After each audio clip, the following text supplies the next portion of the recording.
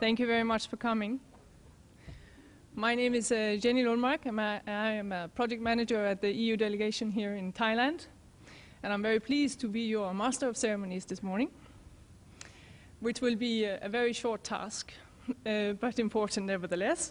I will just introduce a few changes in the program. So we were supposed to have a few welcoming remarks and then a keynote speech. And I think Professor Support will merge his two interventions this morning. So we'll start with the welcome remarks by Mr. Jerome Pons, and then followed by Professor Support's intervention. Apart from that, the program should stay as it is. Now, we will be talking about investment in development and achieving the SDGs and the role of small businesses. This is our version of the so-called European Development Days, which took place in Brussels last week with a very high number of participants and high-level panel discussions on a wide variety of issues linked to achieving the SDGs. You will be seeing one of these panel discussions later today, and we hope you will enjoy it. Thank you very much for coming. Mr. Jerome.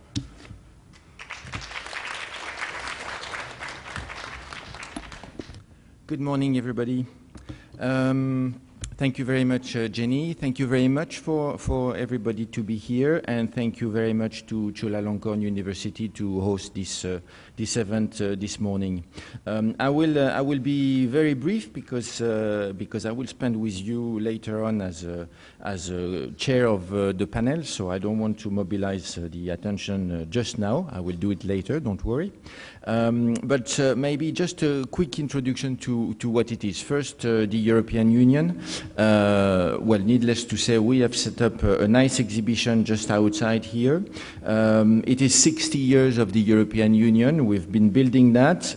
We have a strong integration of 28 countries. And I would say more importantly for today, because we're talking about sustainable development, the EU is the largest development partners in the world, and by a big margin. So we are very proud to be supporting effort all over the world to reduce poverty, to reduce inequality, and to promote sustainable development. Again, I think we will have a coffee break later, so please enjoy the exhibition next door. Then maybe a few lines on the European Development Days. This is what it is. This is our picture, inviting picture for these European Development Days. Those days took place last Thursday, Friday in Brussels. This is an annual event that the European Union organizes. It's the largest event that we do in Europe to celebrate the work in development and also to network between all the partners involved in development all over the world. It's a big event. I mean, we had 6,000 people last week in Brussels to discuss development. So that's an interesting forum for us. It's a landmark in the year. We are trying to organize things around it in Brussels as well as in the rest of the world, and this is what we do here. We take one area, which is for today, you have seen in the invitation, it's about small, medium businesses and the SDG and the interaction between both. The subject is quite broad, and maybe I'll give you a few hints to that later, but that will also be to our panelists as well to give us their interpretation of what that means.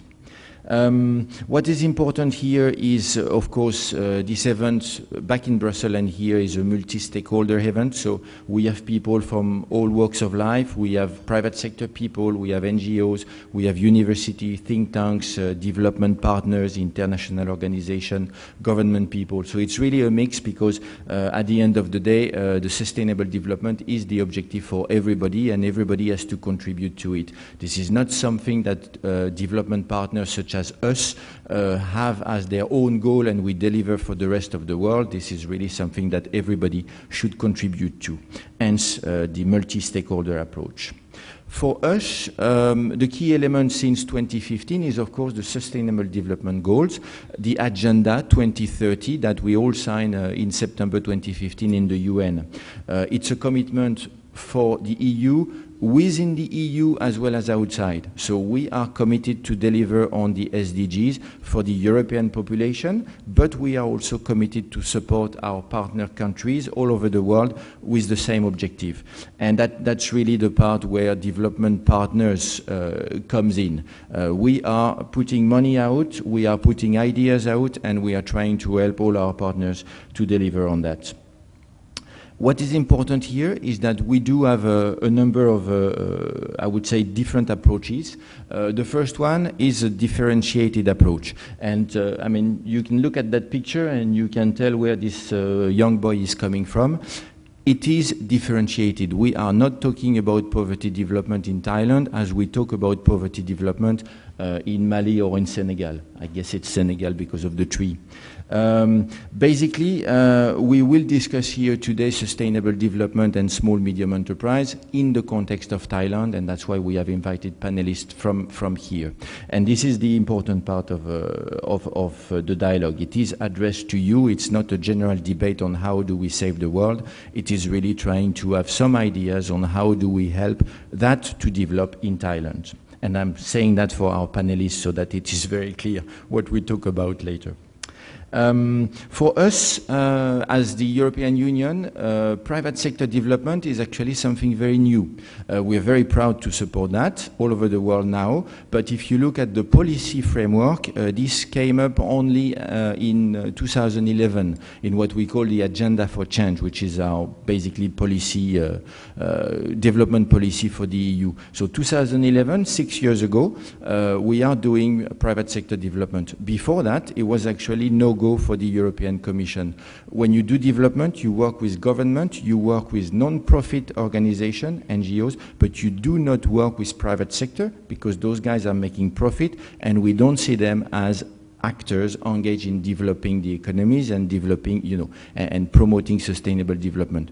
Very clearly in 2010, 2011, we realized that that was a mistake and that we need to engage more with private sector and that it is not because people are making profit, that it is necessarily bad for the society, bad for the people, hence the engagement. So we're very glad to have that discussion here and see how you want to reflect on that. Very briefly, just to say that I mentioned the financial commitment. We are the largest partner. I think as of today, we all know, you all know, this is not enough. Development support is not sufficient to achieve the SDGs. We need everybody to be on board, so the finance is not enough. What we want to do is to promote conducive policies. And this is an area where the EU has quite a lot of experience because within the EU, within 28 countries, you can imagine that we have a lot of different policies. We have the same goal, sustainable development, but different way to achieve that. And this is something that we are happy as the EU, we are happy to share with the rest of the world, and we share what works and what does not work, because sometimes you learn more from the experiences that do not deliver than those that work. And this is something the EU is committed to do. Expose, explain what we do. If you like it, as a country, you take it. If you don't like it, you just leave it. We just want to propose and expose what we do, and this is where we think the EU has an added value. Voilà. Let me maybe make a brief introduction to what we will see. The event in Brussels on Thursday, Friday, that specific event was 1 hour and a half, a little bit more. This is too much. We have reduced that and we will screen something like 30, 35 minutes where we have selected the best bit of it, which is quite nice. You will enjoy really the best of the debate. Where we have identified Mr. Sachs. You probably all know Mr. Sachs. He's a famous teacher, professor, and he will tell you a little bit of what he thinks of that. And we have also identified Mr. Yunus, which was Nobel Prize in 2005 or 2006. The Grameen Bank, very famous example of private sector development, small, medium enterprise development. He will have things to say as well, and I'm sure that our panelists will have some comment on that. And basically, once we have the screening, then we'll just take a quick break and we come back here to discuss to discuss the Thai situation with the panelists that we have selected for you today. Again, thank you very much for being here with us today. Please participate to the panel, to the debate. Ask questions. We are very good and interesting people to talk to you and explain what they do. And I think you can go back home today and learn a lot from this event. And without further ado, Dr. Supot, maybe I give you the floor. Thank you very much.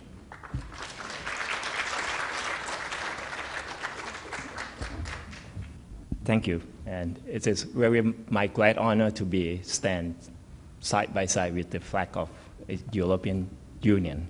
Right, I will lead this. Right, I'm very delighted to be here with you today in the discussion of the topic of achieving the SDGs, the role of small businesses, as it is connected occasion to the European Development Day in Brussels during June 7 to 8 of 2017. Unfortunately, they are not really on the same day, but we try. Right? Follow-up may be better. And the event contributes benefit to our audience, not only particular knowledge for the businesses, but also useful, innovative idea to accomplish the sustainability. I would like to thank our partners, the delegation of European Union to Thailand, and Environmental Engineering Department, myself for Faculty of Engineering, to be co-host of this engaging event. I believe that we will continue to organize this remarkable event every year. At the present, to address the global change toward sustainability, we need the practical solution.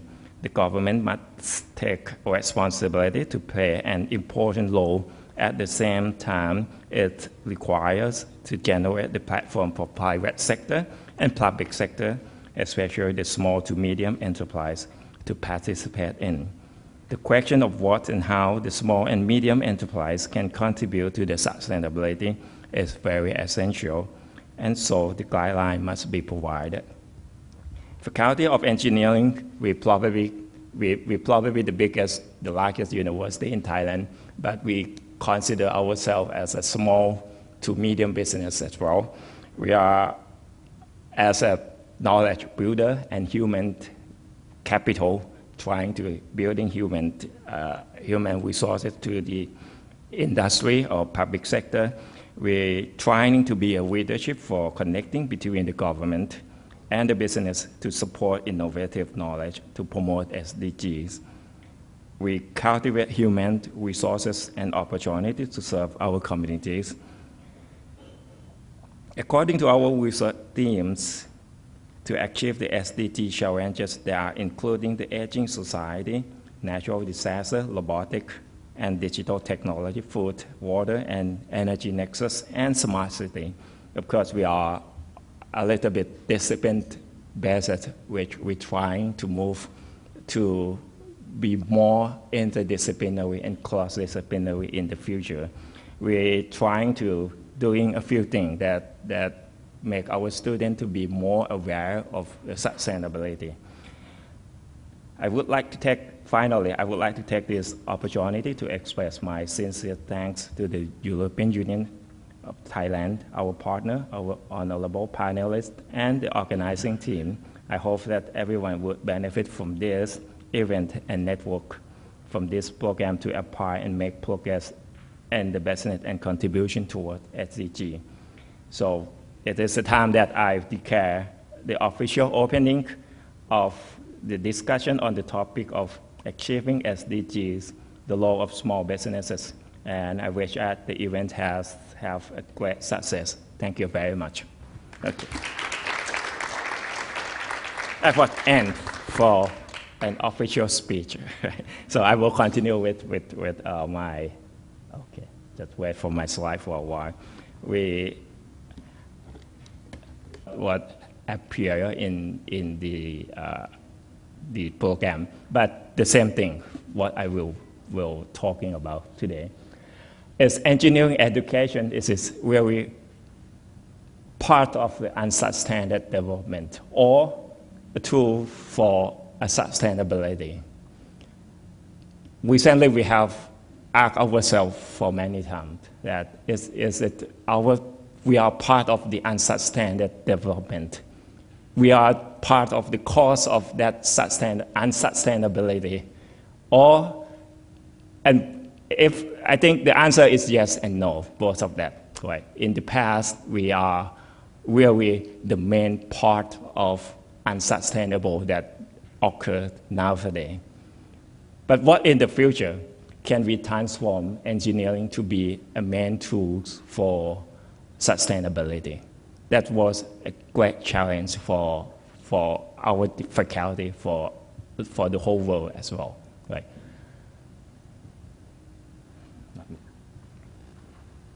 Not moving? Okay.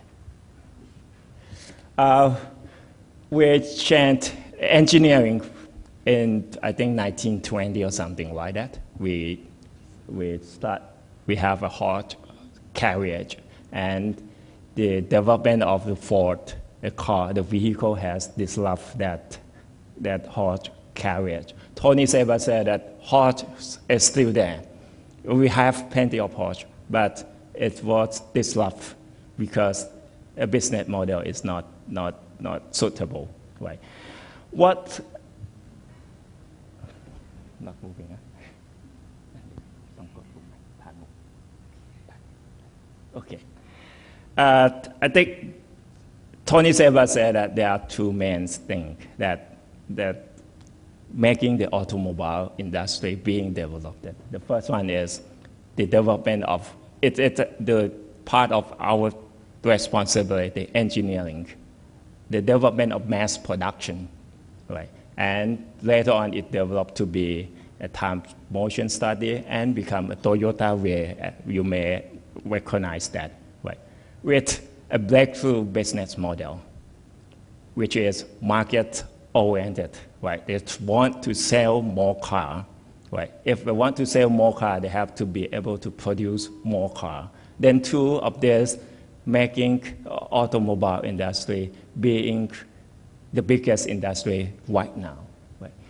And is it good?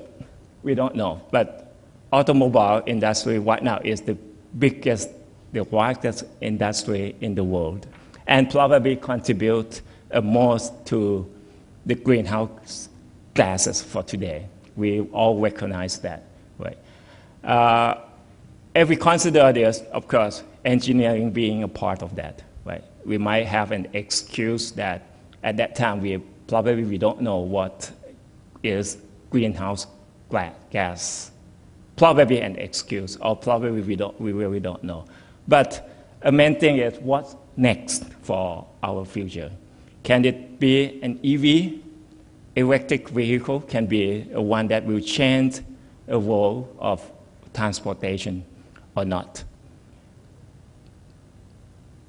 We have a lot of ideas, but EV itself also not really a sustainable thing, right?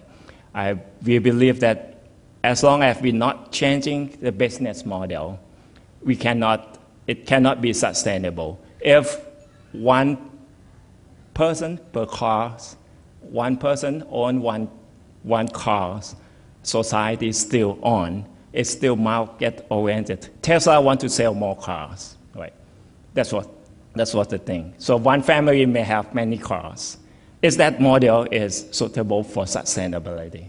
Right? That's the question that we have to answer. Or we have to change our concept, change our business model, change our world model by discouraging a person to have a car by themselves. By one family probably don't need to have a car even. Right? Someone said that our car is just parking. Right? One day we use the car for just 1 or 2 hours, except Bangkok. Bangkok have a very traffic jam. We stay in the car for more than we working anyway. But anyway, usually, right, I myself have 2 cars. Right, so, but right now I move close to university. It's just parking there in the parking lot. Right, almost not. It's a burden that I have to start the engine for probably twice a week, or else it will broken. Right, that's what the problem. So I think that if the concept is still market-oriented, the industry cannot move. The vehicle, EV also cannot change cannot move us toward a sustainability. We have to change the idea. Probably we might thinking of bicycle being our major transportation. If we change our thinking that all the street or the highway will be provided for bicycle, and car, automobile will be an alternative. In that case, probably we can move towards sustainability. Or we change the concept by P2P, mean peer-to-peer car sharing. We don't need to own our own car, but you can go to somewhere and have a sharing car and move forward. I think business model may be important. The first business model that can be affordable to ordinary people have changed the world and have tremendous disastrous effect on our climate. This time, if we want to change the automobile industry to be more sustainable, we might have to have something else apart from technology. Similarly, right, in our northern part, in the past, this is the picture taken from Nan province in our northern part. Right now, I think if you are Thai, you know that we have a lot of this kind of deforestation. More than 30% of the forest has been destroyed by, not because of people itself, right? Not because of people inside, but there is something, right? The industry, the agro industry or livestock industry, the big industry, they have mass production, right? Trying to make it bigger, better, right? A business model, right? Right now, people living in Nan province, they don't need to do anything. One day, the industry will come, give them the seed, give them all the pesticide or fertilizer, and then they just invest into the forest and then plant the corn, right? That was the things that happened. Is engineering take responsibility for that as well, right? So right now, there's caused a very disastrous flood in Thailand every year, right? There will be something happen. So what next, right? Can the clean, healthy food can help us? Probably no, because we are consider ourselves. We want to be clean because we want to have good health, right? Not because we want the environment to be good, right? Life cycle, of course, right? We have to think about life cycle. We have to embed the awareness of life cycle into the people, right? Net zero emission, can it be the solution for this kind of thing, right? This is a few example, right? In the past, not in the past, even right now, right? I think engineering, we are very consumerism, right? All of our students working for big industry and being pulling into a part of an unsustained development, right? How could we do that? We promote, there has been surrounded by a lot of things. Students want to be a startup, want to be rich, right? Instead of thinking of a sustainable, which is more difficult. The life can be a little bit more difficult, right? So even worse, education itself being a consumer good, right? I think for Thai, you may see the news a few weeks ago that we start a student recruit war because we have to pull students due to the aging society, that we don't have much younger students. Then we have to have something that trying to recruit, admit the student into the system. Right? Learning become market-oriented. Right? So if something like this still going on, we cannot change, we cannot transform education to be a sustainable education.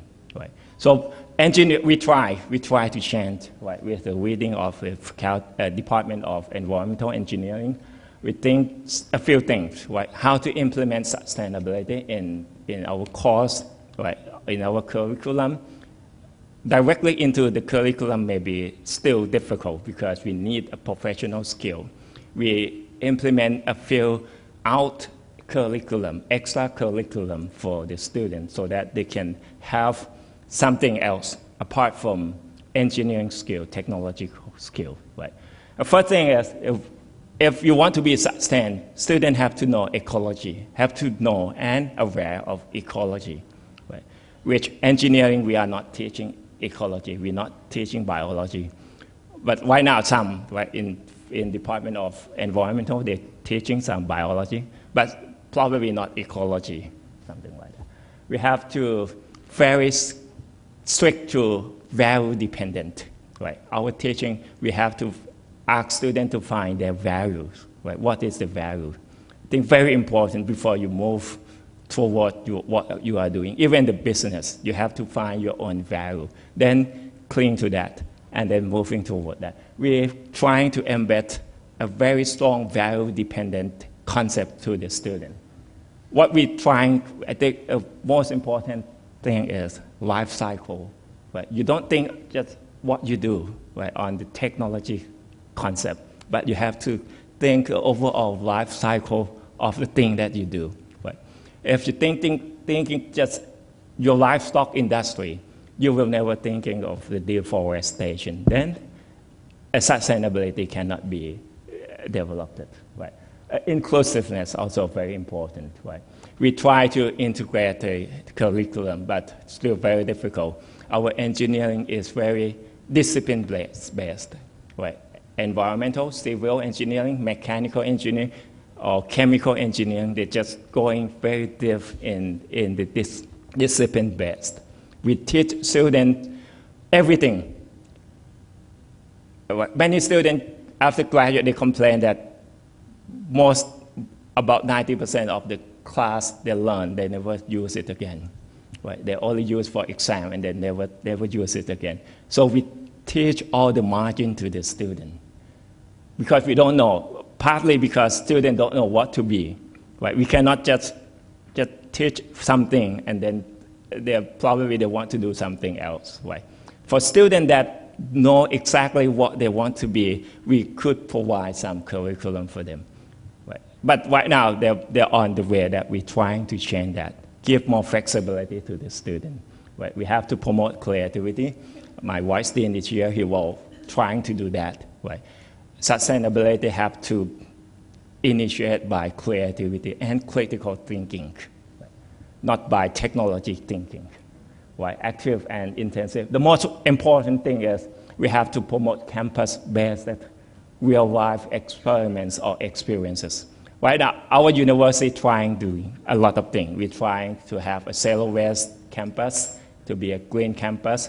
We ask students not to when they buy something, don't ask for the plastic bag.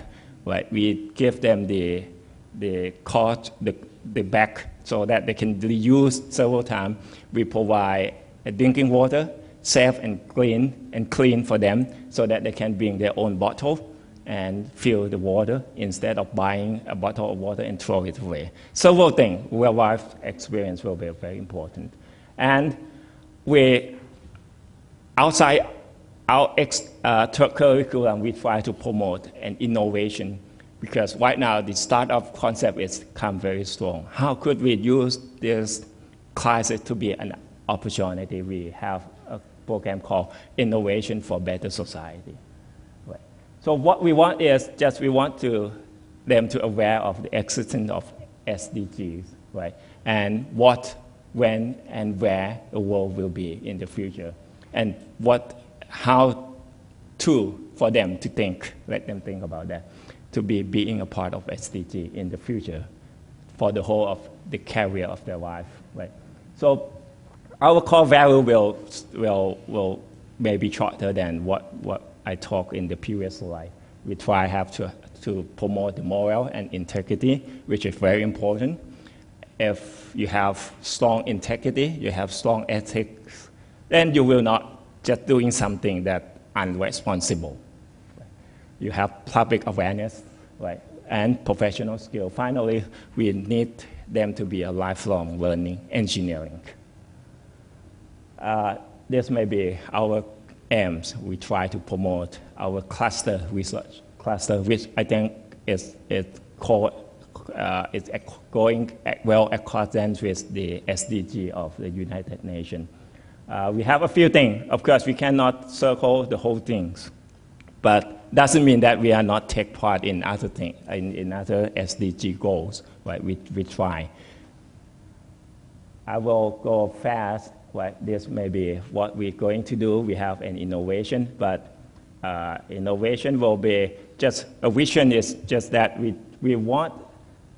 They want to be a startup, of course. Right now, young generation, they move forward that. But we try to support some innovation that the ideas must be originate from the heart full of need to drive the society to be better society and promoting better quality of life of the community. That's what the innovation that we try to put them. Of course, one day there will be business, there will be a startup, there will be exit, a spin-off to be a big company.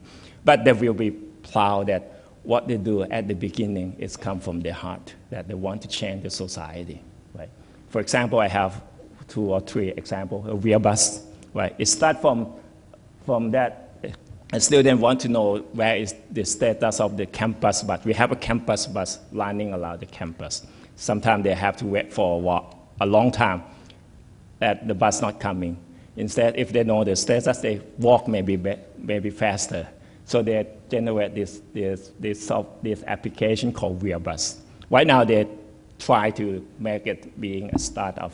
Right? But originally, they come from the concept, the idea that they want to make a quality of life better for the student, right? The Titanium Bond also, right now they try to spin off to be a company, but the original concept they come from, they want Thai people to be able to access to a cheaper and better titanium bone for cancer patients, right?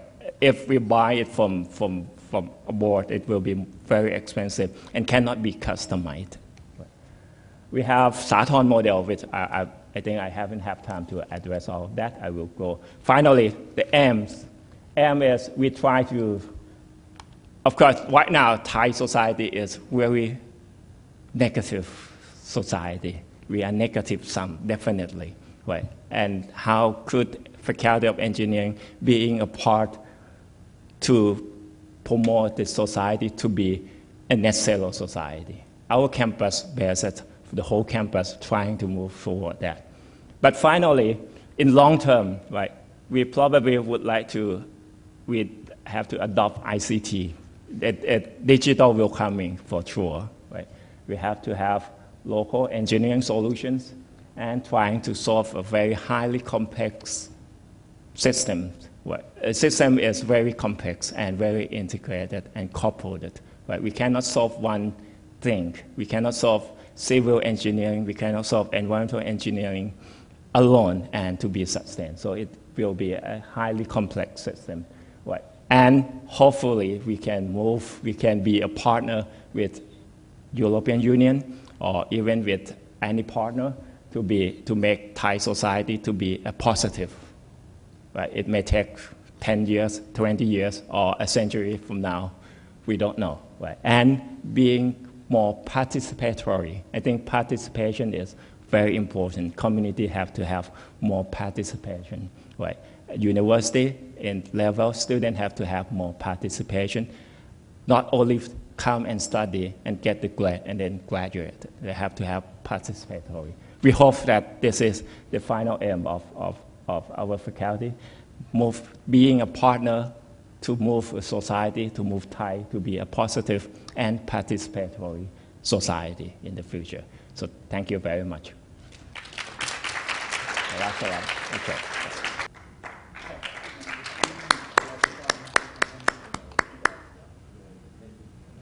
Thank you very much, Professor Sopot, for your thought-provoking intervention. Personally, I think forward in the SDGs, and I think you also hold the key to a target audience, which is students and youth, and not least children.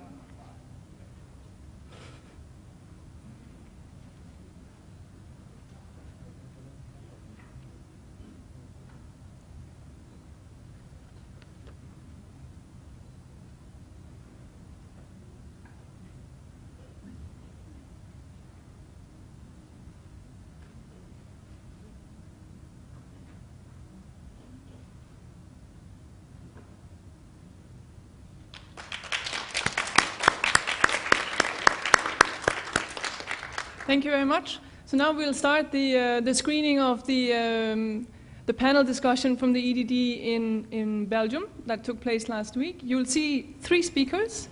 First, you'll have Professor Jeffrey Sachs, already introduced by Mr. Jerome Pons. Then there is a young entrepreneur from Bangladesh. Her name is Ms. Tasneem. And we included her in this presentation because we thought that not only is she extremely young, but she's also a very dedicated person who has a lot of good views on how to create entrepreneurship. And then finally, Professor Yunus, who is also Bangladeshi and the inventor of microfinance. I hope you will enjoy it. Thank you very much. Okay. This was a very summary of a much longer debate in Brussels. I think the red thread, if you want, of both the keynote speak this morning and of the 3 interventions in the panels is really that if we continue along the lines that we're going today in terms of innovations, education, consumption, we are headed for disaster. So we need to disconnect, as Professor Jonas said, from all of this conventional thinking and create new ideas, new business, new interventions, and innovations that can solve problems. To quote Professor Sachs, and I think he is perfectly right, the SDGs were drafted to solve problems, to create that linkages between how we solve climate change, environmental challenges, job creation, education, and health issues all at the same time.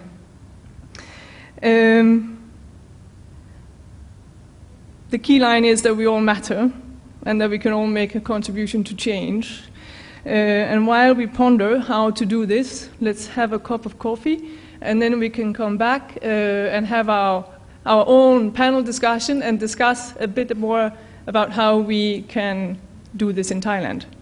Thank you very much for your attention. Okay, ladies and gentlemen, welcome back. Hope you had a good coffee and good discussion on the videos that you have seen before. We will now have our panel discussion with our panelists here, and I will just take 1 minute to introduce them very briefly, and I will leave it to you to present yourself a bit more if you feel like it. We start on my left, Miss Vilasini.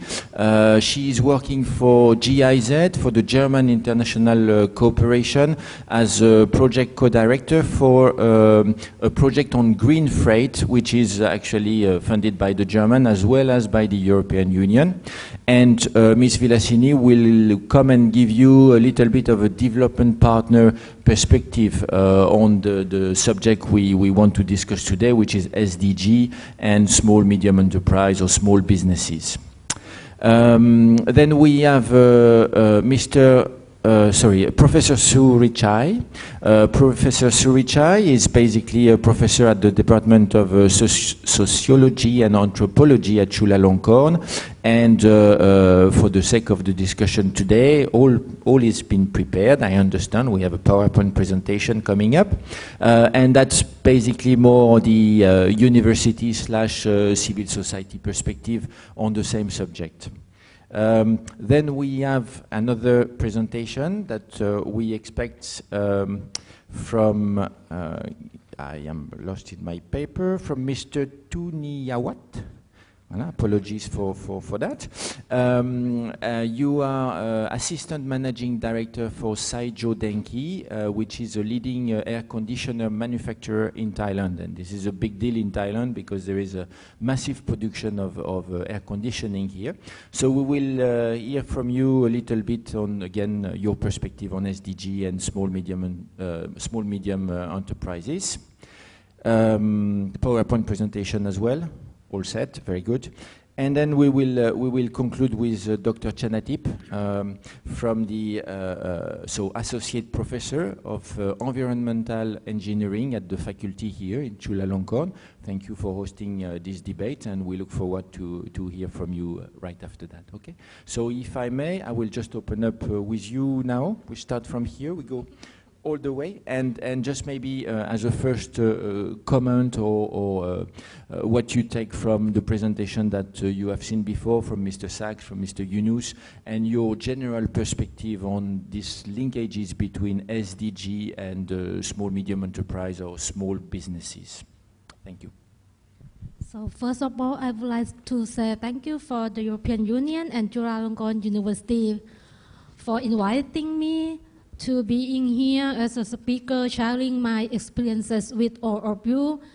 My name is Vilasini Punudapai, working as a project co-director for the EU-funded project on green freight, working on the freight transport and logistics in the Mekong region.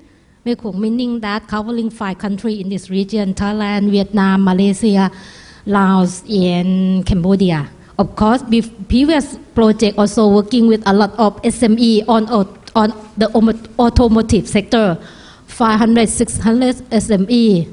So in terms of experiencing working with SME, I think most of you have heard about from presentation, from the opening remark by the Dean of Faculty, that in terms of industrial structure, so 80%, 90% dominated by SME. They are very powerful in terms of producing a good for us. But of course, look at the structure. Normally, may I give some example from automotive industry? It's a kind of the pyramid where the SME on the in the last line, but they are, I think, 1,000 SME that produce at the 3rd tier, while the first tier only just 9 companies that dominant or the market.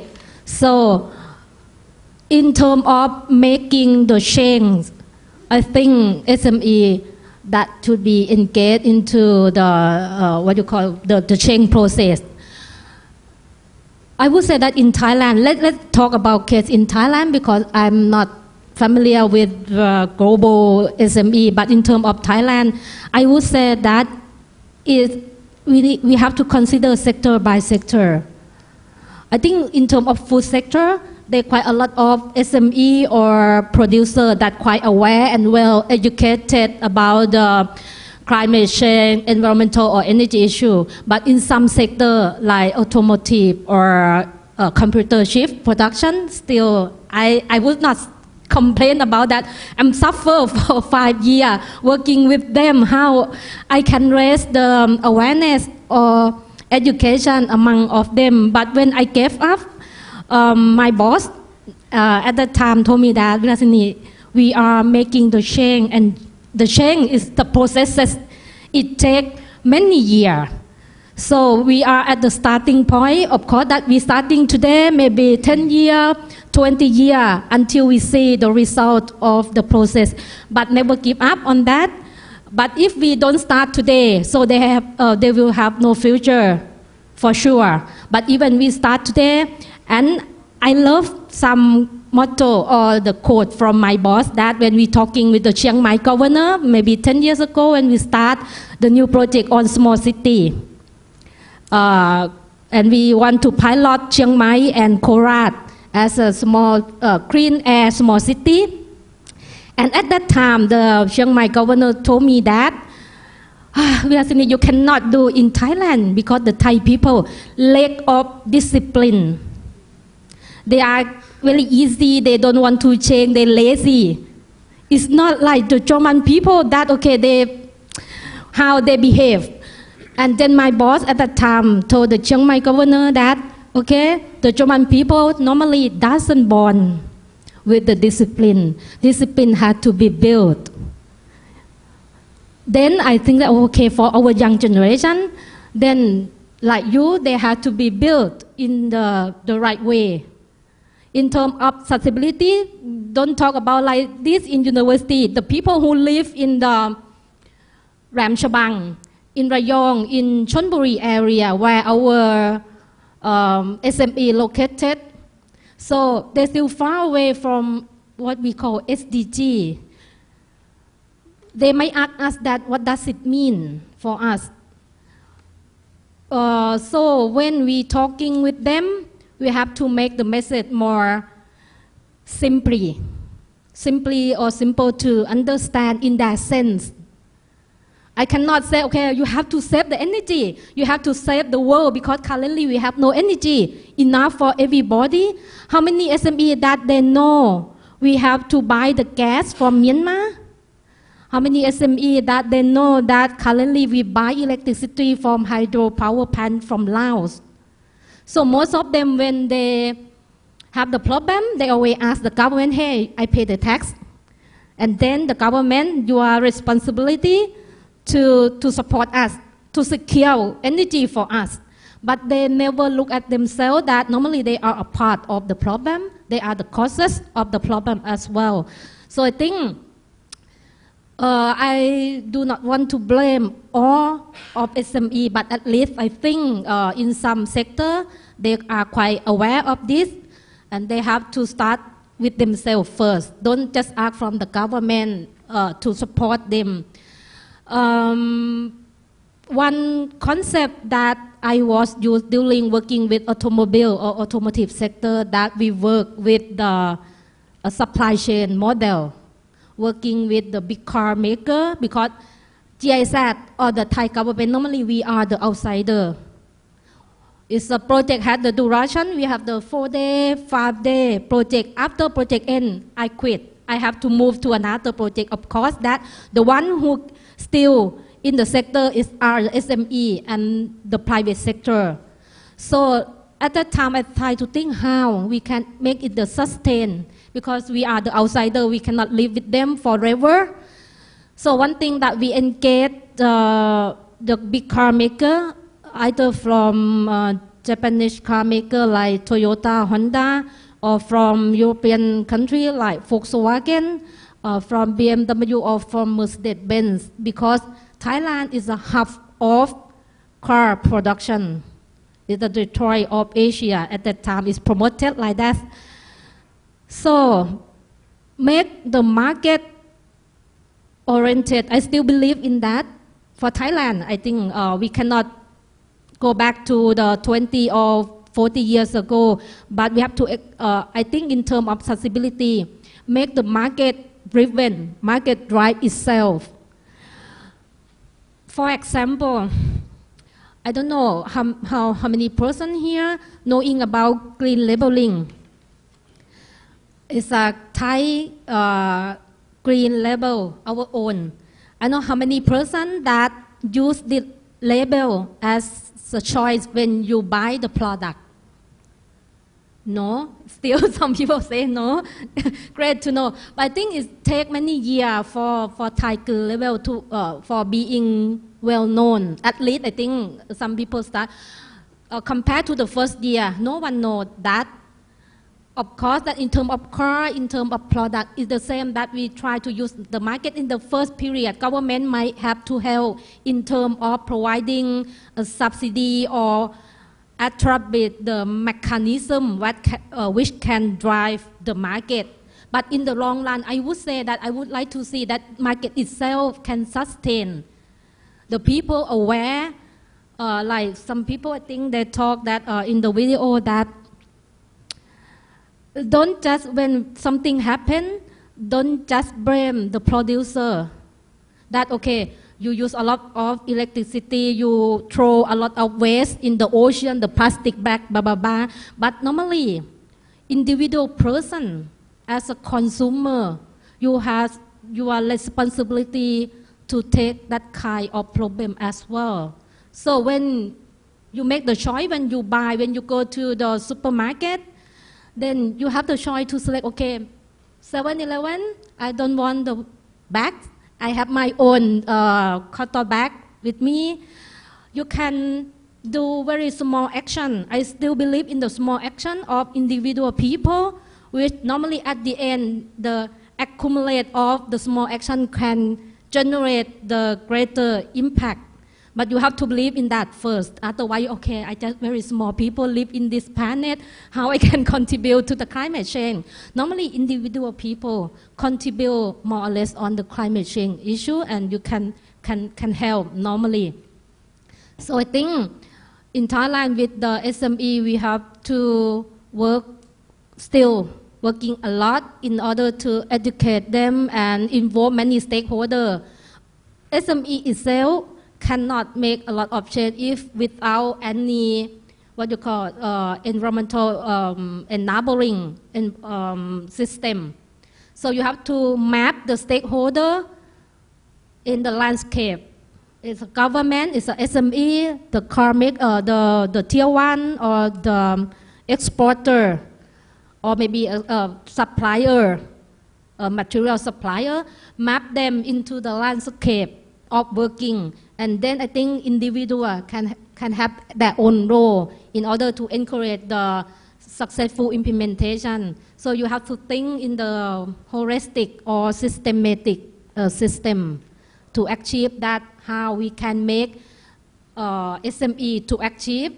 You can talk about microfinance, but of course microfinance may not relevant to Thailand, but you have to think in another model, working with the formalized bank.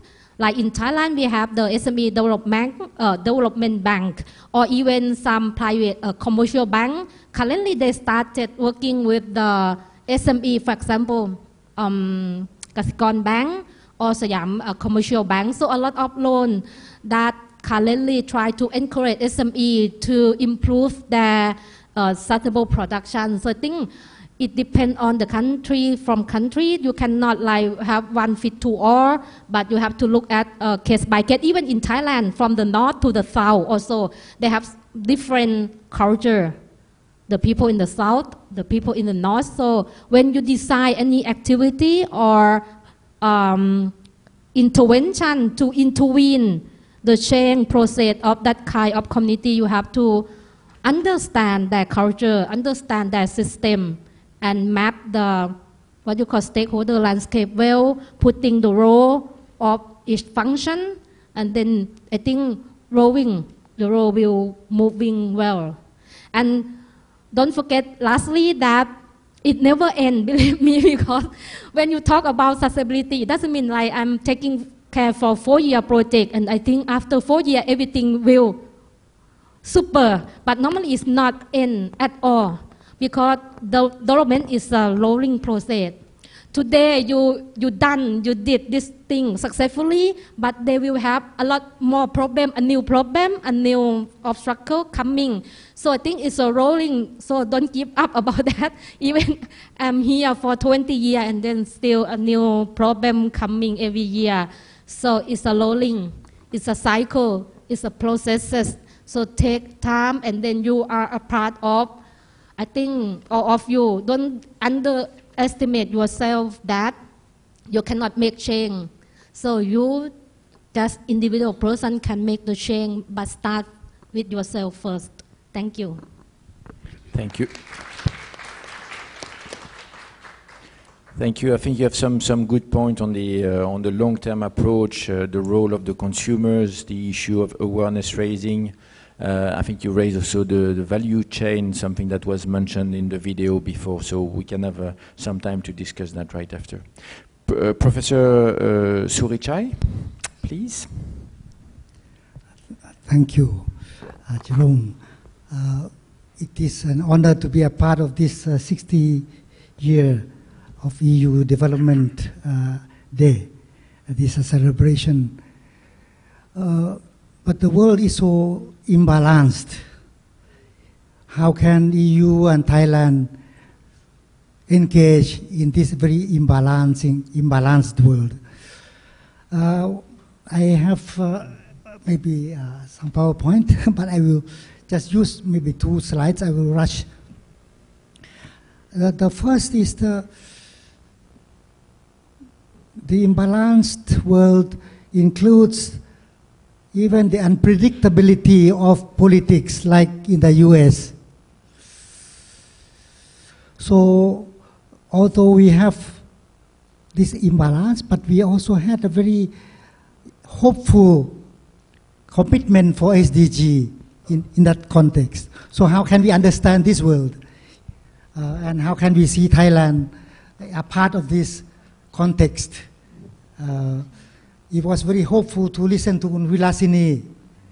We are small people, but we still can do something. But the world is also a big question for us to put ourselves in that context. So just to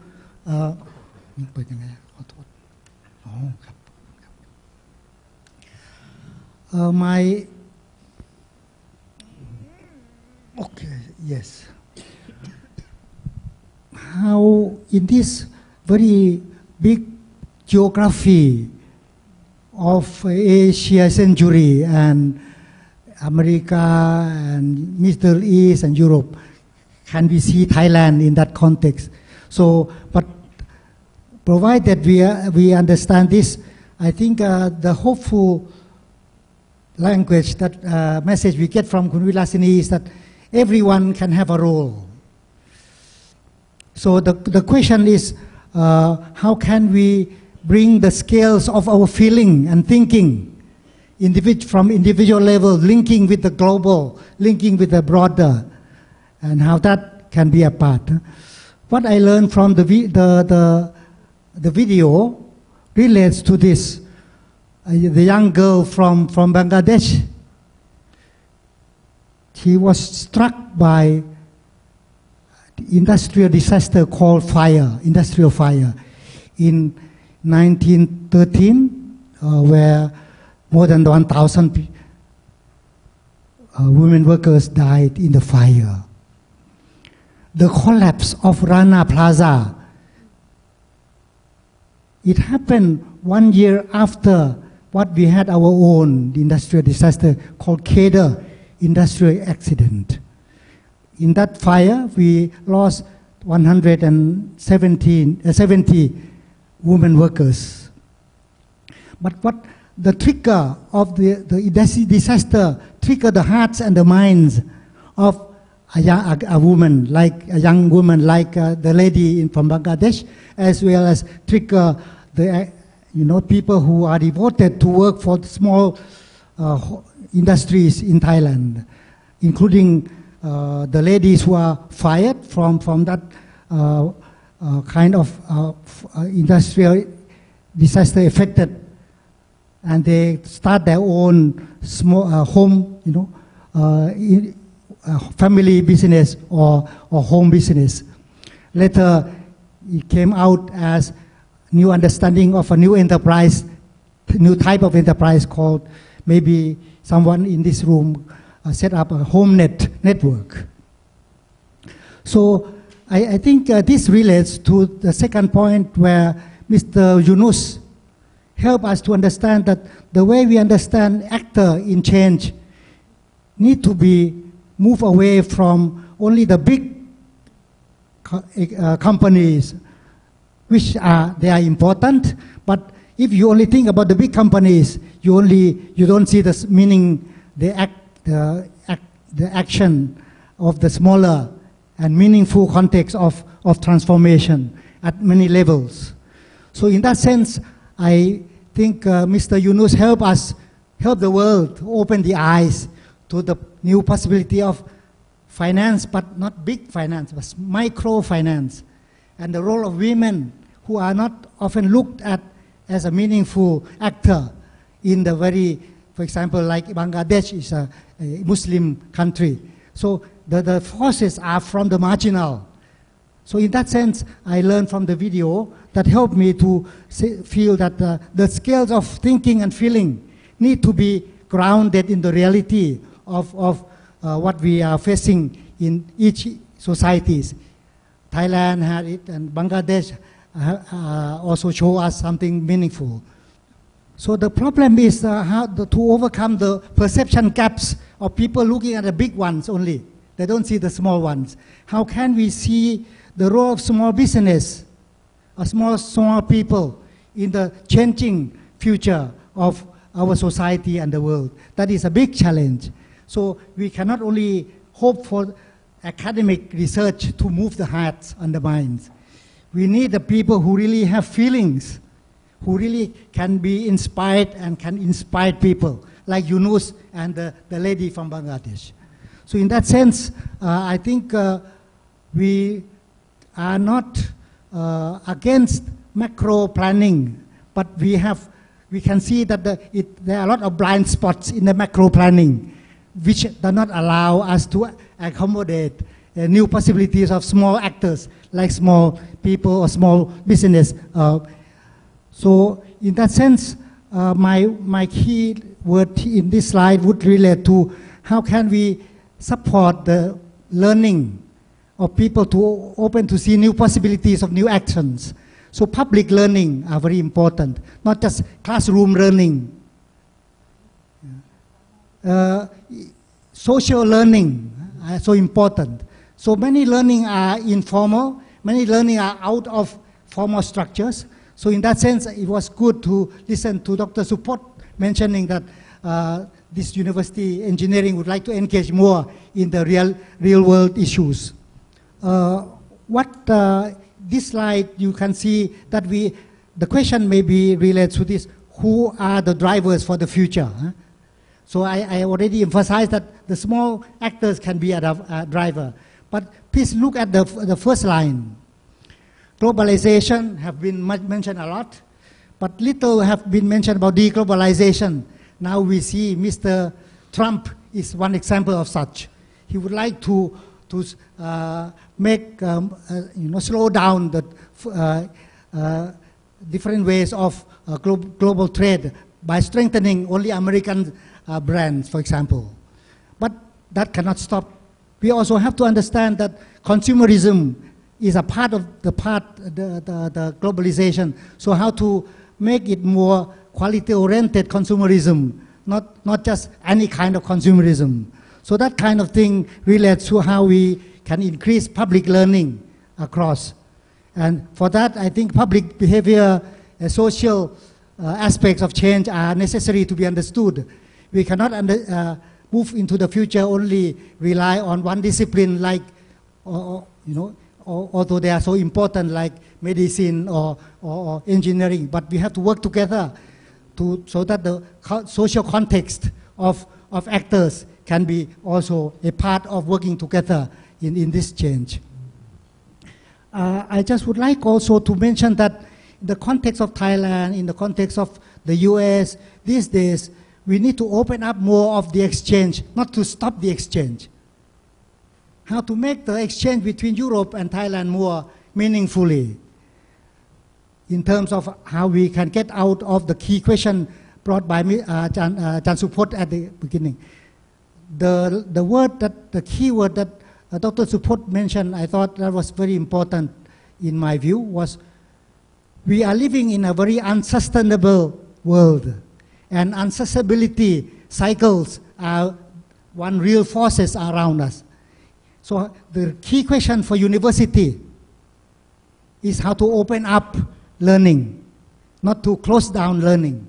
The key question for society also related to how to open up our learning, not to close down the freedom of discussion. So Thailand also faces a serious challenge in this context. Working with the neighboring Mekong countries, we also need to open up more to face the responsibility. This is the last slide that would relate to the SDGs. The 1 year has passed after SDG has been proclaimed, a little more than 1 year. Where are we now in Thailand? Where are we now? So the question in Thailand is that SDG has been very much high level language of policy making, so much high level that it strengthened the top-down orientation rather than increase more space of learning and horizontal and vertical and also various kinds of integration. So in that sense, I just would like to ask the question, we may need to ask, listening to Kun Vilasini, who owns SDGs? Government is the owner of SDG? I can say yes, but not only government. How can Chiang Mai and Korat cities also own SDGs? how can civil society be a part of this discussion of nationalizing or localizing SDGs? So far, I think we have, I can just say for the word in the slide, you can see Krabi. In Krabi, I just end here, because Krabi is so well known for its tourist attraction, bringing a lot of money into Thailand. The government has committed to build coal-fired power plant. Despite the debate on this, whether coal power plant is an industry of the past or energy for the future. So the decision making still relates to how to make it into reality, the coal power plant. But the Krabi level of this, the local level of decision is very interesting. Now there has been more than 100 enterprises, hotels, and also local factories engaged in Krabi Go Green, Krabi renewable energy in Krabi. So here there is a contestation of future of SDGs implementation. Who owns SDGs? I ask again. Can local people own SDG? In the light of Krabi context, I think we see some very interesting opening of spaces of engagement from the local and the local chambers of commerce, local tourist industries council, including local people who care so much for their livelihoods that owe to the tourist industries, and also the Ramsar site areas. So I just end here that in the light of this SDG after 1 year, maybe this event can help us to learn that opening the space for engagement between here, the role of university becomes challenged. We cannot. I think this faculty already make it clearer this morning that it hopes to open up and to be a part of cross-disciplinary and also working with the civil society. So along that line, I just end here that the platform of engagement need to be opened up, and for that business, government, and also civil society and local communities need to be a part of this moving out of unsustainable cycles that we somehow have inherited. Thank you.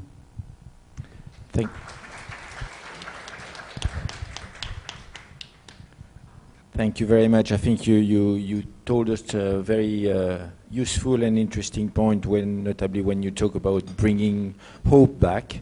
I think this is really what we need, and I think when you mentioned about the holistic approach, it's exactly what the SDG are about. I mean, this is why we have 17 goals and 169 sub-dimension of it. So I think this is holistic. But maybe your last point on inclusiveness is probably the most important, and maybe something we go back to at the end of this panel. Thank you. Hello, my name is Thanyawat Jiti Palangsi. Currently, I am Assistant Managing Director of Saijorenki. As a matter of fact, Saijorenki is a Thai-owned company. 30 years ago, we are joint venture between Thai and Japanese, but after a few years of cooperation, Japanese side decided to be only trading company, not manufacturing company. So, as a manufacturing company in Thailand, it's become 100% Thai-owned. Currently, Saijorenki have our own research and development team. We are very focused on the development of the new generation of air conditioner, including energy saving and energy efficiency system. Even though in Thailand we are considered as a top 5 air conditioner brand, but globally we are very small comparing to international players. So what I would like to show and discuss today is that it is not that we have to be global multinational company to be innovative, to create the sustainable development. Even Thai local company, medium size or small size comparing to the global competition, we can create new things, new innovations. So let's start one by one. First, even we are 100% Thai-owned company. 3 years ago, we start to export our air conditioner under our own brand name, under our own product development back to Japan. Why Japanese people, they are fully aware that Saijo is not Japanese company. It is a Thai brand. But we export to Japan, which, how can I say, as a matter of fact, Japan is highly nationalism country. They are very high-tech in terms of home appliance. In terms of cost, they have factory in Vietnam, in India, in Africa, which have lower cost than Thailand. So in terms of high technology, it seems they have more technology than Thailand. In terms of cost, they have the production base in the country that have lower level cost than Thailand. So how Saijo can export our air conditioner to Thailand under our own brand, under our own development? The only way is the innovation. We develop the air conditioner that never exists in the Japan before, and we deliver such value. For example, energy saving or smartphone connection to monitor power consumption of the air conditioner to Japan. So with our proud that as a Thai people, we normally are consumer of home appliance product, but now we begin to be exporter to Japan. We put Thai flag in our air conditioner that we export to Japan. We proudly show to them that not only Japan export product to Thailand, but now as a Thai people, we are not production based anymore. As the Saijo Thai local owned company, we are innovative. We are Thai people, local people that have brain to think about new product. Again, all our development team is only Thai people. 40-50 engineers, no foreigners. All of these 40-50 engineers graduate only from Thai university. None of them study abroad in terms of engineering. So it means that as a local company, as a Thai company, we can create sustainable development. We can create innovation by our own, not only multinational company. Not only that, we are exporting to Singapore. Our challenge is that we are not well-known brand name in Singapore. In terms of economy of scale, we are not the biggest. We are not among the multinational or large company. So we cannot compete in cost. We cannot compete in brand name. So we need to compete in technology. We need to compete in differentiation. So Saijo as a Thai company again, we develop the most energy-saving air conditioner and export to Singapore. This chart is the ranking from NEA, National Environmental Agency. They rank Saijo air conditioner as #1 most energy-saving AC in Singapore. While they have more than 400 air conditioner model in Singapore, more than 30 international brand. But as a Thai brand, we can be #1 with our own R&D team. Also, JARN, JAN, which is Japanese Air Conditioning Refrigeration Newspaper from Japan. They have the news that Saijo received Energy Globe Award from High Energy Saving AC and a lot of development in terms of energy savings. Not only that, now people talk about Thailand 4.0, not 0.4, Thailand 4.0 or Industry 4.0, smart things. Again, it's not that we are local or medium-sized company and we cannot develop such smart thing. We are one of the first manufacturer in Thailand and in the world that can connect air conditioner to the internet, to smartphone. All of the software, all of the hardware design, every part of the air conditioner design is done by our engineer. This air conditioner alone have more than 100,000 lines of source code to be embedded in the system. We have more. We have 6 MCU, let's say 6 brain in the air conditioner to function this AC. Even Michael Dell, I think everyone in this room know about Michael Dell, founder and the CEO of Dell Computer Company. Personally, I do not know Michael Dell, of course. None of Saijo employee know about Michael Dell. Know Mr. Michael Dell personally. But with our own innovation, with our own development, fortunately, Microdell know that we are among the first of the air conditioner manufacturer who connect the air conditioner to the internet. So Microdell sent the Twitter acknowledge and accredit about Saijoniki innovations. Proudly say this is 100% developed by Thai engineers, graduate from Thai University. So what we always, as a medium-sized company, we always look what is new things. But to think new thing is not enough for now because everyone thinking for new things. We need to look 2 or 3 steps ahead. Last year, Saijoniki registered more than 20 patent invention patent in Thailand. In 1 year, Thailand, as a all country, we register 7,000 patents. Unfortunately, 90% is registered by foreign companies or foreigners. So only 10%, approximately 700 invention patent developed, registered by Thai company. And Saijoniki, only one company, we register 20 patents. So it means 2 or 3% of the inventive patents is registered by our company. One of the technique is that we always think what is a new. Not only new. We need to think what is new. Again, what is newer? Again, what is newer? So 2 or 3 steps ahead. This is always the discussion in the company to create the new product, to create the innovation. If we only looking 1 step ahead, it cannot be innovation because everyone will think the same. So we are thinking what is the smart air conditioner? What is the new smart? First, smart AC to control, turn on, turn off, set temperature of the AC. This is the normal one that we think. Again, now we develop smart engineer, we develop artificial intelligence software embedded in the air conditioner. The air conditioner can know by itself what is the problem inside the air conditioner, which part of the air conditioner has the problem. More than 30 error messages we can show in the smartphone. Not only error code 1, error code 2, error code 3, we can show in human language, Thai language, English, Japanese, Vietnamese, and service engineer or technician. Normally they do the service by trial and error basis. Let's say if they find the problem in the air conditioner, they will try to change the spare part one by one until finish trial and error basis.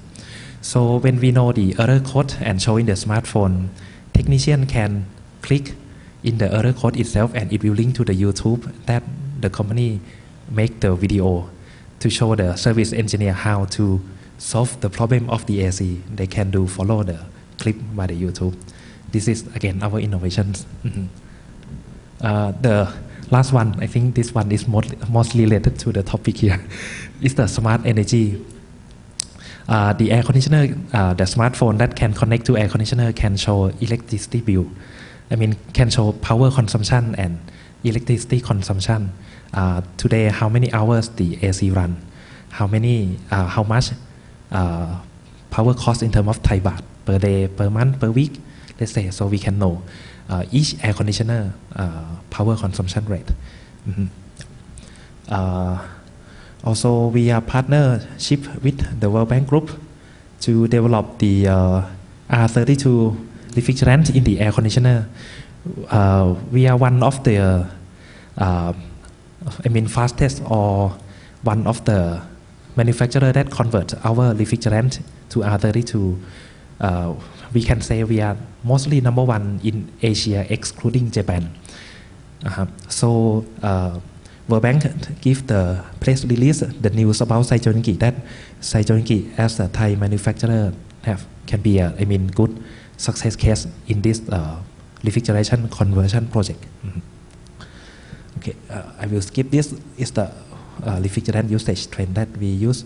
So what I try to say in my PowerPoint and in the presentation is that to be a sustainable, to participate in the sustainable development, as the professor asked, not only government, but everyone should participate.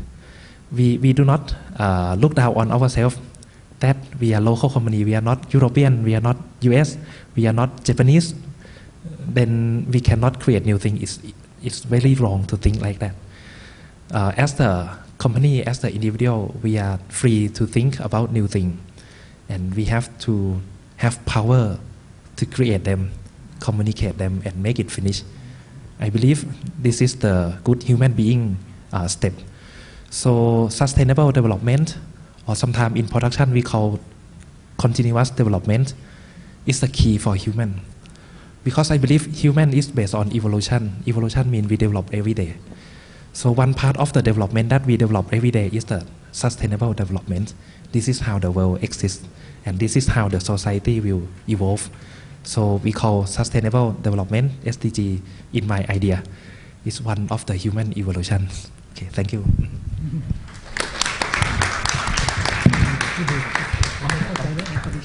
Thank you very much. And I don't know if you're busy this afternoon, but you can come back to my place. I need fixing on my air conditioning.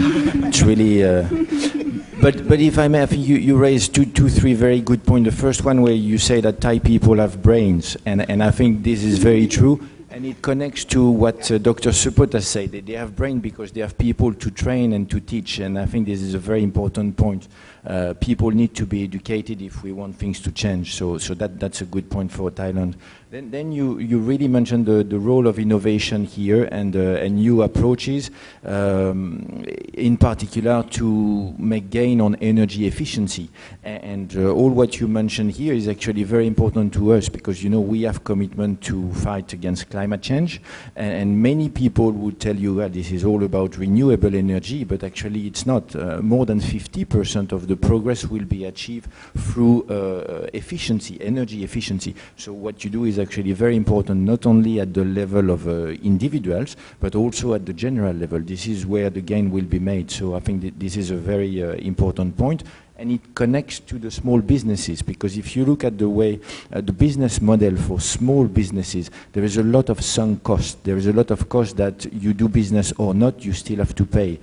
Air conditioning and electricity is about that. So if you can save money for the little people that are trying to do business, this is a very positive element for that, to promote business and make sure it's more sustainable. So thank you for the input. Dr. Chanati, please. Thank you very much. It is also my honor to be part of this panel. And I would like to take this opportunity to reflect instead of to give my opinion. I learned a lot from listening to the discussion this morning and from the speakers. And I hope that everyone feels the same, that the SDG give us a hope. So if we don't have an SDG today, we continue to develop on the pathway that we are on, it will be unsustainable. Because as our Dean reflected this morning, I think he gave a very important highlight. Are we, in terms of engineers or new generation, are we part of an unsustainable world, unsustainable society? The answer is yes, if we continue to do the same as we do today. Is it a time that we need to set a direction, which is already provide a lot of consensus and brainstorming? It ended up to be this number of goals. It doesn't mean that at that point in 2030s, we will be sustainable per se, because it's a continuing process, but it set a sense of hope. I think a sense of, at that time, we will set something I always call enabling environment for our future generation to be able to live in this society and enjoy it as the way we living today. So I call myself, reflect myself in part of academics or a researcher. So it always, most of the time, we try to create knowledge and informations and contribute to build, to raise awareness, to cultivate new generations to be part of, I would say, new innovation, new interventions. This is what we need. Is we need to maybe ask ourselves, are we going to let ourselves be within the same paradigms, be mass production, mass consumption without thinking to disconnect ourselves disconnecting is also part of a point that Professor Yunus has mentioned to us. If we still thinking that the main way, the only way that will be we continue growing, the growth that we have is to grow with the conventional or traditional business, we will going in the same pattern without inclusiveness. And he bring a lot of keywords that I think I throw it back to the floor, that you have to define a new definition of jobs. Don't let others create your own jobs. You need to think what is your own creations by thinking what can you contribute, what is your value, what is your knowledge, what is your ability to do to others. That values will bring incomes, and of course will bring demands. If you let others demand you, you will be only, I would say, a victim of the system or society. Why don't you take that as a power to redefine jobs? And that's, I don't have any control with financing system, but that's why we need to bring a government, we need to bring business to redesign and create what we call a policy to create enabling environment. So small people or small business or everyone in different sector can be part of the development. Because at this moment, if you don't fit in the conventional development kind of business, you have no opportunities. If you don't have collateral, you don't have a part of guarantees of whatever, you cannot get a loan approval. How can we create more and more of a system that enabling small business, enabling people? And it's a time. I think this is the perfect timing that I did not believe this until we have a powerful internet. It seems like the world has limitless.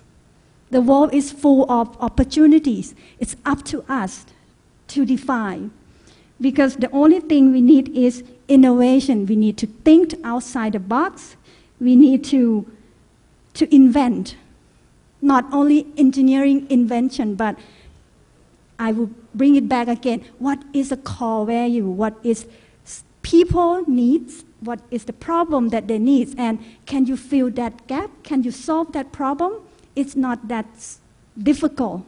Sometimes I love Panda service. Did you have ever using the internet service about food delivery? This kind of business is start from very simple thinking that where is the need? There is a market for work and market for job. So I like to point out the last thing that I think it's important that all of us has to help each other to drive sustainable development. They only feel strategy. Most of the time we provide, or I call it supply push. We always think if we create green markets, there will be a growth of green products. That's why a lot of policy from the government to promote green SME or whatever that you can put green. But we let alone another part of cycle is demand, which is very difficult. How can we raise awareness of citizens? The more we raise awareness of citizens, for example, local communities, national, or even global, to see an importance of sustainable consumptions. I would call demand pools. How can education, how can civil society, how can every sector be part not only from supply push, but ask yourself, can we be a good consumer? Can we contribute whatever jobs we do, create green consumptions, so that will complete a circle of driving business. And most of the time, I love I don't remember which one of our speakers said, SDG is high-level language. when we talk in class, my students always have a blank in their eyes. What is SDG? What is it related to us? So we need to bring more of the example from the ground, how we ground up the SDG and make it real. I like the example from Saijo Denki and from GISAT that they work with the real problem and they drive it up and they show that development can be sustainable. But how can we share more and more of this example up into our discussion? Okay, I leave it up very brief. Thank you. Thank you very much. And maybe before we open the floor for a few questions from the public, just to sum up a little bit, when you talk about sustainability and greening of the economy, I think this is a very important point that we should take home. And the role of consumption, I think it was raised before. This is essential at the end of the day, because everything that is produced is for our own sake. We like it or not, it is there for us. And then maybe I would have one question, but I will speak after the public. It's on the enabling environment, because I think this is where maybe we can do some sort of a difference, but I keep it for the discussion later. We have a microphone. We do. So if we have question, I see one gentleman. Then yeah, we start with you, sir. Thank you. My name's Jonathan Schott from Sustainable Development Foundation, a Thai NGO working with rural communities and farmer and fisher populations, working with ethnic minority groups. It's not really a question, but I just wanted to draw something out that's maybe been a little bit overlooked in the discussion. I think we sometimes get tripped up with the word sustainability, and we think just about the green side, the environmental side. But we shouldn't forget that in the Sustainable Development Goals, there's a lot about social protection, about ensuring nutrition, health, income, and education. So I think we really need to focus on the social protection side as well. And I'd like to link that back to two comments from the video that we saw. From Professor Sachs, he said that SMEs are not very able to take on social burdens, and they're not very good at insuring their workers. So a good example from Thailand would be migrant workers can access social protection schemes in Thailand, but only if their Thai employer registers them. And a lot of Thai employers don't want that happen. They don't register the workers, and they miss out on the social protection benefits they should receive. So there's a whole social protection area that we can be working on with SMEs. And then Dr. Yunus's point that he said about everybody's an entrepreneur. I think a lot of people working in Thailand at the moment are below me level. They're subsistence farmers or subsistence fishers. And there's an opportunity maybe, if we're talking about SME, to raise the level of the activities these people are doing and make them into entrepreneurs and make them into SMEs, so that we can improve their access to social protection like education and healthcare, maybe raise their income and their food security. And here maybe there's a little bit of donor education required as well. In so many projects where we're requesting funding from donor organizations, there's a criteria that says that you're not allowed to provide rotating funds or financial support mechanisms to the recipients in the field. You're only allowed to do kind of grassroots activities or educational or policy work. But based on Dr. Yunus's comments, finance is oxygen for these small groups. So maybe that's something that the EU needs to consider in its long-term strategy as well. Thank you. Thank you for that. We may want to react here. Is there any other question, comments from the floor? Don't be shy.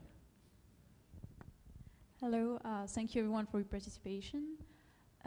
Just one question. If you're talking to someone working in SME, what do you tell him to convince him or her that, well, working towards sustainability is an opportunity, is something that they will gain from. It's not going to be a waste of their time and money, Because as enterprises, they think also about profit and they cannot think only about sustainability. So how do you convince them?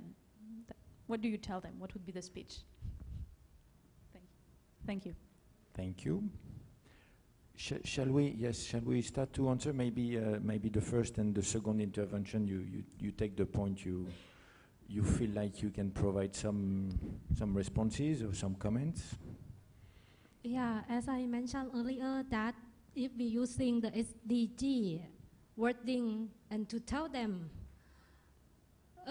it's difficult, it's hard to understand. Okay, energy saving, you have to save the world. It's difficult to understand, but of course I have to translate my language in very simple way. Like, okay, if you save energy, then you can save money automatically. Normally, basic like that. Are you engineer? Because you are engineer, you understand this logic well.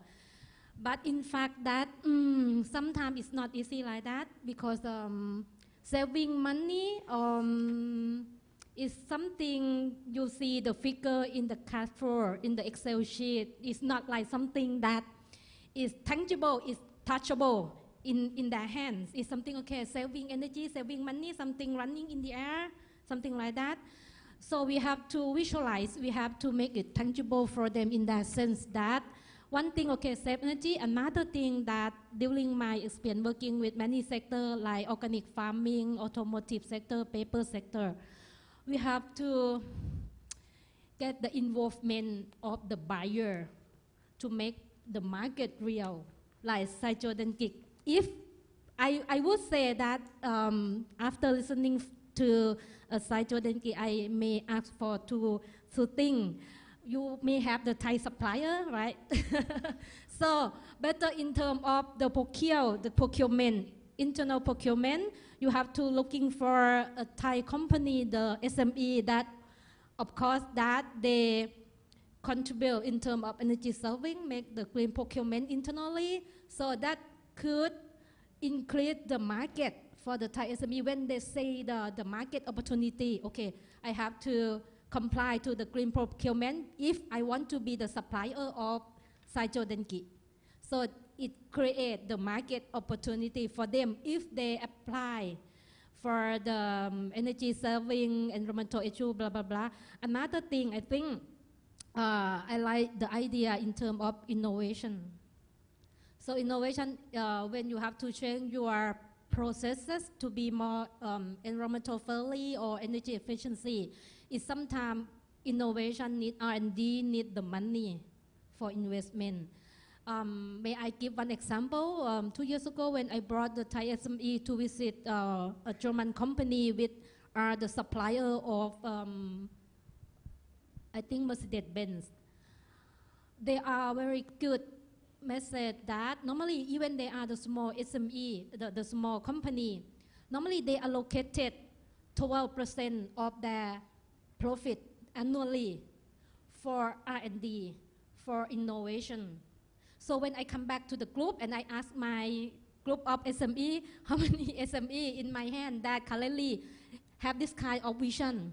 It needs something like vision that, okay, you allocate your 12% of your profit annually for R&D, because every year you have to create, you have to develop your product. You cannot sell the product like 10 years continuously. You have to create the new one that, what you call, touch the market.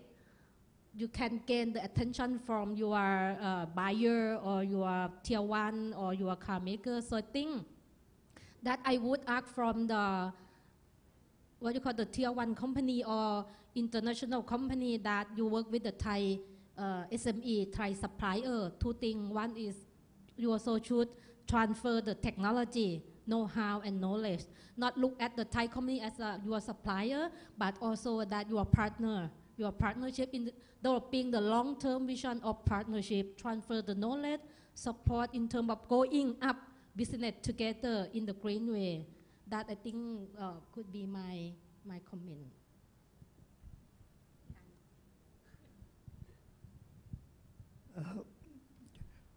Maybe to relate to the questions or the observation, the issue of SDG need to be opened up more, going beyond just the environmental aspect of issues. That is well taken.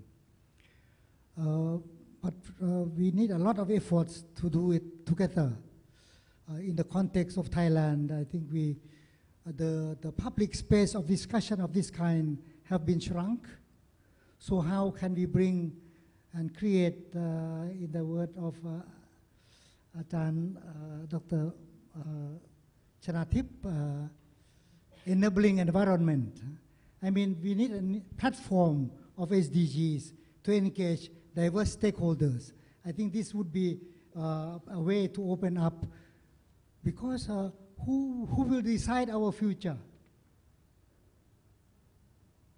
The future should belong to everyone to be a part of discussion. New generation of people, new actors, even small people or small business that someone you ask, how should we tell the small business? We don't need to tell them. I think they are working very hard, but we need space of engagement with the future that we have to live together. There should be no barrier of such. So I think in the light of these future-oriented challenges, we have a lot to work together. I really feel that environmental questions are very serious, and it cannot only, my second point then, it cannot be answered by technical innovation alone. Not technical orientation alone. I agree, we need technical orientation, technical innovation. But even more is how to create space which is not technical. ICT cannot give freedom of discussion, because ICT can be used by fake news. You can get priel. You see, so ICT is not empowering as much as it may imply, but it also gives a new challenge to our sense of making that we have to live together. And there are many diverse kind of people in our society. So in that sense, I say technical innovation alone is not a solution. But we have to accommodate technical innovation in the context of social. So I think social innovation, public engagement are the serious question that we work together, so that we don't make people feel that they are not included. So the last point would relate to this inclusiveness. How can we have a future without a sense of inclusiveness? It's only a big people's future. It's already rich people's future. And that cannot be sustainable. Rich country future, not sustainable. So the whole earth cannot have a future with only thinking about the big people, big actors. So I think SME discussion today is just to relate to everyone. Everything small can be meaningful, and it can trigger new innovation. Using ICT can be a new vehicle for message of inspiration, like the lady from Bangladesh learned from Rana Plaza. And so we can learn from several things. So I heard from Saijo Denki, he make it very understandable. So I really appreciate. In some way, we need an understandable language across disciplines. So with that, I feel SDG can have a lot of potential, but so far it has been so limited language of command and also order. But the sense of ownership need to be created, but that cannot be created by order. It needs to be created by enabling environment of engagement and inclusion.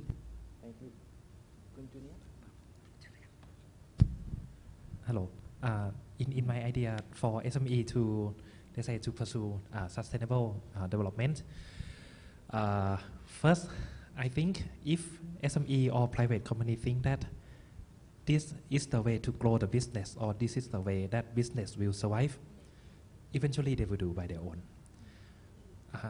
And I believe nowadays to grow the business, to increase the revenue from the business, to make customer loyalty, we need to do it right way, not only profit, but profit and society.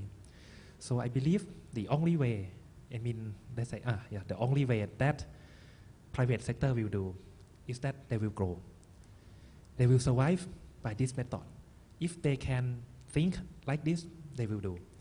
But if they think only that they can cheat and they can grow the business, 100 words to them, 100 hours of training to them, no meaning. So if the society, if the marketing, if the communication to the society force the company or let the company think that to do, sustainable development is the way to grow and to survive, automatically it's the market mechanism to do it. Yes, so, yeah.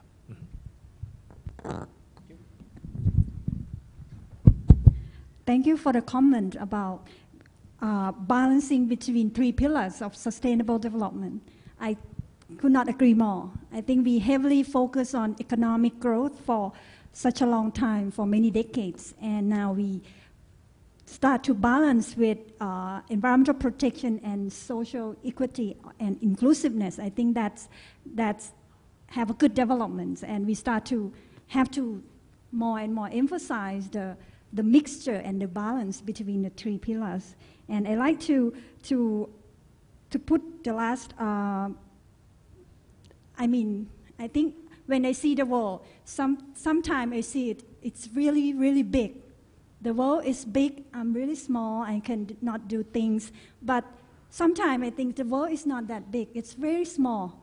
I can travel to different corners of the world within a day. So it's small than we think. So I think the power of changing the world is not that hopeless. I think if we realize how important the individual's efforts and your own creativity can do, but we just need to connect. I think small part of our student learning microbiology, you realize being humans, we have DNA, right? And we have molecules with all of that connection. It will not be humans and will not be this beautiful system. And I think this is what we have to remind ourselves. The world is big, but it's not that big. And it's not too big. Together we can do a lot of things. But the only thing we need, I think we have to create a space for connectivity of our own creativities. We just have to find a space that supply and demand can meet. My last example, I'm very impressed. Last week, I learned that in Thailand, we have one small organization they call Jit Asa Bank. They banked the times of people who volunteer to do volunteer jobs. Now they have, if you believe, million hours of volunteers' time. How can we find a job that spend these valuable labors? We have to create a space or platform where demand and supply can meet. And this is just one example. I think there are more and more platforms, and I consider myself an old generation. So I also want to give a hope to a new generation with full of creativities, and I'll be a good follower. Thank you. Thank you very much. You're not the old generation, I am, and so you're just fine. Look, I think it is about time for us to conclude, and it is difficult to draw conclusion on this kind of large subject, but let me take the privilege of giving you a few points I will bring home. I think the first is awareness raising is needed. I think SDG is good. We know here what it is. I don't think everybody knows, and we still have to continue and promote that, because at the end of the day, this is what we're trying to achieve. My second point would be what you just have behind you here.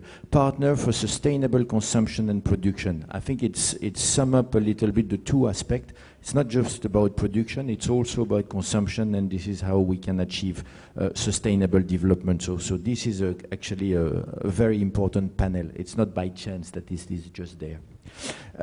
My third point would be to indeed agree with the comment that was made. This is not just about environment or greening of the economy, it's also about social development, and from our point of view it's a lot about developing decent work, and something we didn't discuss enough, gender. Gender is a very important point. We were very happy to have a balanced panel in that context, but I think it's an important point also for SDGs.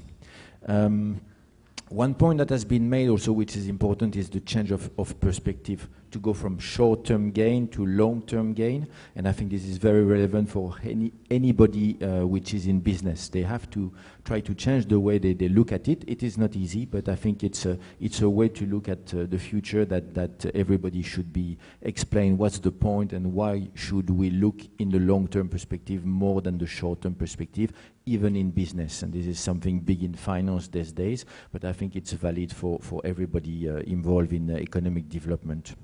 Maybe one little point on small businesses.